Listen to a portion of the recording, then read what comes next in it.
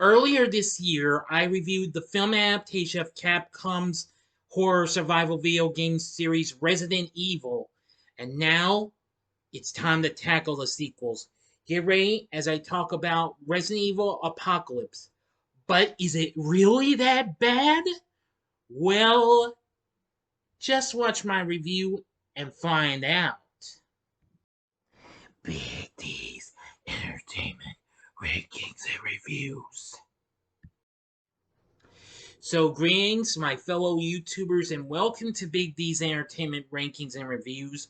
My name's Doyle, better known to as the Big D. And this time around, I bring to you a review of the 2004 action horror flick Resident Evil Apocalypse, released by Screen Gems, produced by Constantine Film, along with Davis Films and Impact Pictures. The film was directed by Alexander Witt in his directorial debut, while the script was written by Paul W.S. Anderson, who recently directed the first film. And of course, this is the second film in the Resident Evil film series, which all films are loosely based on Capcom's video game franchise. Now, Anderson turned down the directing job due to other commitments, because that same year he directed Alien vs. Predator. However, he stayed on as one of the film's producers. Now, Milla Jovovich is back as Alice, plus a few other people, including Sienna Guillory, Oded Fehr, Jared Harris, Tom Kretschmann, and Mike Epps. Now, I will say it's reasonable and all, but I'm getting a little ahead of myself, though. Now, if you have not seen my review of the first Resident Evil, which came out earlier, which I did earlier this year, click on that card, and you can watch that before you go into this film review. Now, this is set directly after the events of the first film, where Alice escaped from an underground facility known as the Hive, which was part of the Umbrella Corporation, overrun by zombies. Now, as you may recall, that the mysterious T virus got released and everyone inside the Hive and part of the Umbrella Corporation died. But they didn't stay dead forever, as the T virus reanimated their bodies and stuff and became zombies. Now, however, Alice now bands with other survivors to escape the zombie outbreak, which has spread to the nearby Raccoon City. Now, unlike the first film, the film borrows elements from several games in the franchise, such as the characters of Valentine and Oliveira, and the villain known as Nemesis. Well, despite unfortunately getting dissed much more than its predecessor, it still did a little better. So, let's go ahead and get into the story. In the previous film, former security operative Alice and environmentalist activist Matt Addison fought to escape an underground genetic research facility called the Hive, the source of a zombie outbreak. The pair were part of an attempt to expose illegal experiments being performed there by the pharmaceutical company, the Umbrella Corporation. The film ended as Alice and Addison were taken into custody by Umbrella and separated. Umbrella sends a team to the Hive to investigate what happened there. The team is overrun by zombies who quickly spread to the nearby Raccoon City. Umbrella reacts by quarantining the city and evacuating vital personnel from it. Angela Ashford, the daughter of Umbrella researcher Dr. Charles Ashford, goes missing after her security car is involved in a collision while being extracted from the city. Meanwhile, disgraced Raccoon City Police Department Special Tactics and Rescue Squad, or STARS for short, operative Jill Valentine returns to her former precinct to encourage her fellow officers to evacuate Raccoon City. Alice awakens in a deserted hospital and wanders the city in search of supplies, while Umbrella uses the only bridge out of the area to evacuate civilians. At the bridge, Valentine meets with her former partner, Sergeant Peyton Wells. A civilian turns into a zombie, biting and infecting Wells. In response to the virus reaching the bridge, Major Timothy Kane, leader of the Umbrella forces in Raccoon City, seals the exit and forces the residents to return to the city. Now, of course, if you recall, if you are bitten by one of the zombies, then you're infected. Moments later, you die, but you won't stay dead forever. After that, you become one of them and probably kill your friends, family. I don't know what have you. All right, enough said. After being abandoned by their employer following a failed attempt to rescue a civilian, Umbrella soldiers Carlos Oliveira and Nikolai Giavev team up with the surviving SARS operatives to repel zombie attacks. Their position is overrun, and Oliveira has been infected. At a separate location, Valentine Wills and news reporter Terry Morales are about to be overrun, though they are saved by Alice. Umbrella deploys a heavily mutated experimental super soldier known as Nemesis, who kills the remaining STARS members before searching for Alice. Dr. Ashford hacks into the city's CCTV system and uses it to contact Alice and the other survivors, offering to arrange their evacuation from the city in exchange for help in locating his daughter. He makes an identical offer to Oliver and Geneva and explains that Umbrella intends to rid Raccoon City of the zombie infection by destroying it using a nuclear bomb. On their way to Angela's location, Alice and the others are ambushed by Nemesis. Valentine kills Wells after he turns into a zombie. Alice engages Nemesis but is wounded and forced to retreat separately, luring Nemesis away from the rest of the group. Valentine and Morales continue, picking up stranded civilian LJ en route.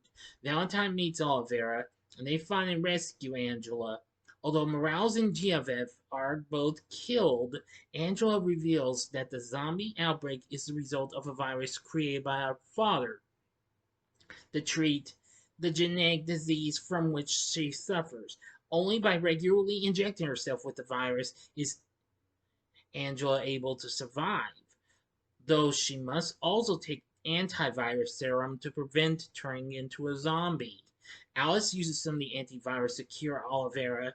Dr. Ashford gives Alice the location of an extraction point where a helicopter awaits. The group makes it to the rendezvous point, but are ambushed by Umbrella forces. Major King kills Dr. Ashford and forces Alice, whom he reveals was augmented by the T virus, to fight Nemesis. Alice gains the upper hand over the super soldier, though she ceases fighting after realizing that he is mutated by Umbrella's experiments. Now for the ending. Proceed your 5 cents up this video. Go to the description box, fast forward, and I'm going to count down now. Because if you've seen the movie already, please continue. There, okay, you've been warned. Nemesis turns on Major Kane and attacks the Umbrella troops, but is killed protecting Alice. The rest of the survivors seize the helicopter. They eject Major Kane from it, and he gets killed by the zombies, including a zombified Dr. Ashford. As the survivors escape, the nuclear bomb detonates over the city, and the resulting blast wave causes the helicopter to crash. Alice sacrifices herself to save Angela and is impaled on a metal pole. TV footage attributes to the nuclear attack to a meltdown of the city's nuclear power plant, covering up Umbrella's involvement. Alice wakes up in an Umbrella research facility and escapes with help from Oliveira, Valentine, LJ, and Angela. As they are escaping, Dr. Alexander Isaacs, a top-ranking Umbrella employee, reveals that Alice's escape is part of Umbrella's plan for her. End of story. So what did I think of Resident Evil Apocalypse? Well, I'm going to say that the film was, how should I put it? It was pretty. It was pretty cool though in some parts.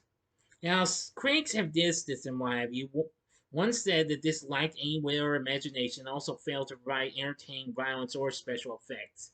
Yeah, there was some of that missing and what have you. This was just about mostly trying to survive the zombies and what have you. I understand that critics might not have enjoyed this, and well, Time magazine ranked this as one of the top 10 worst video game films. And well, while criticizing all three films released in the series at the time, they concluded that, which they include the follow up, they concluded that this deserved their vote because, like any sequel, it's an enabler. Sequels to bad movies just enable further sequels to be considered. Well, different journalists from Blade discuss and rate this as both best and worst film in the series. One, the one was, there was one from another thing, the Rap ranked it the worst film in the series, saying its only redeeming features were the fact it expanded the series and the awesomely stupid fight between Alice and Nemesis. Yeah, I do agree and what have you. I'm gonna say that it isn't 100% bad. It does have its moments and what have you, but overall, I still think it's fair and all. I don't really think Apocalypse is the best film. I mean, I have seen the other sequels, so this was the only sequel I got to see until I recently bought the Resident Evil collection last year, I believe it was. Yeah, I think it was either last year or the year before that. And well, that's when I decided to give the series a second chance and well, and see the rest of the films. While despite the film got dissed and what have you, the film, however, did much better than its predecessor, as it went on to make 129 million worldwide and surpassed the box office gross of the original film, where it debuted at number one at the box office.